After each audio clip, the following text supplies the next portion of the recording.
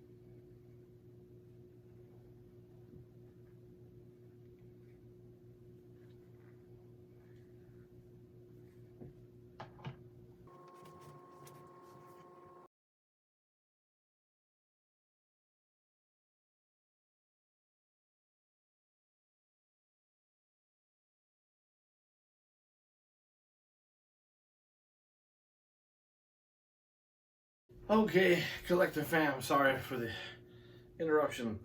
I don't know, you weren't interrupt anything. You just see me leave and then come back, so that's awesome too. This is first looks at Savage Land Rogue from the X-Men. You're gonna get my first opinion of everything. So, we've looked at them together, we've done a full body spin.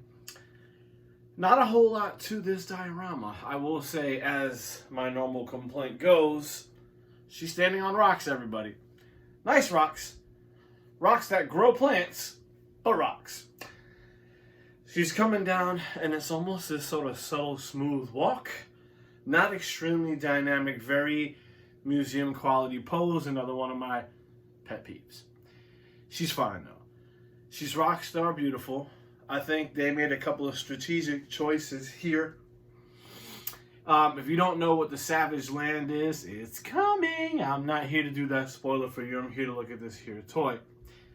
This Savage Land Rogue is accurate to the comic, accurate to the television animated show.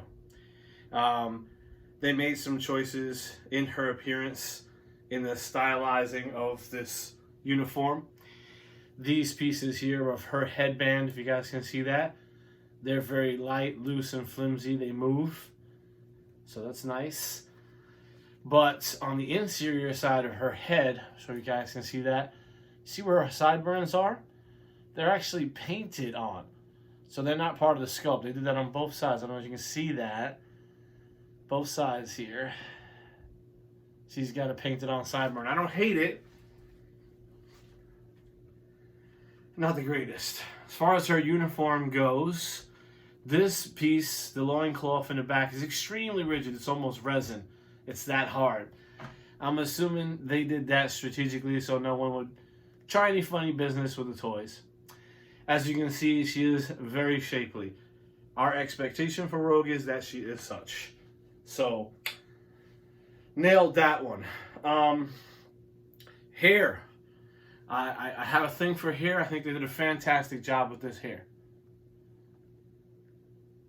Fully detailed. I feel good about it. I'm not great with some of the white paint job, as you can see. Hopefully. It's not exactly everywhere hit. It's a little loose in the tightness of the paint job. But I forgive them that because it's hair.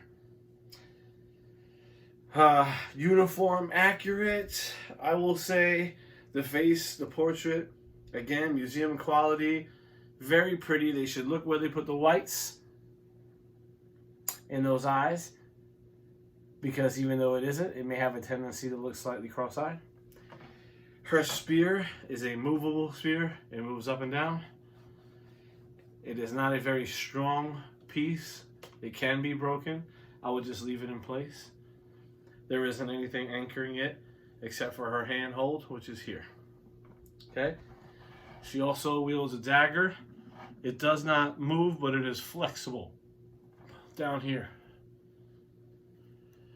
So I like the statue very much. I do believe her being in the Savage Lands may have lent itself better if she was slightly more tan. She's a little pale for being out in the air as often as she is, dressed as scantily clad as she is. So my expectation is that she would have a little bit more sun on her. Okay, that's a small thing.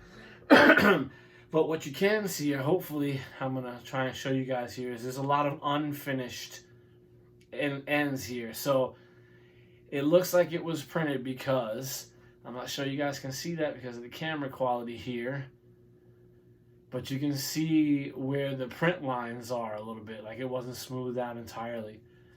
Really hard to hide when it is in skin and the skin is bare the way it is right now. But they have it on the arms. I see some of it. I see some of it in the legs down here. Just extra lines from the print process that I don't think were cleaned as well as they could. You can see that in the calf muscle here. Same problem. That's when you're looking as hard as I am. And I'm not going to lie. The people who blood rogue are looking very hard at her. Want to make sure she matches the animated 97 version of our recollection of this. She is well under a pound. She's half a pound if she is that. And she's pretty. I would give her 2 out of 3 cheeses in the statue line given her cost. And I think she fits well in for the Savage Land version of herself. Unfortunately, a lot of you guys don't know what that is yet. But you're gonna. So stay tuned, keep watching things from the MCU, and I promise you there will be more of this kind of stuff coming up, like Sauron. Oh, I'm not telling you what it is. I said too much already. This is Tony the Tourette, and I'm out.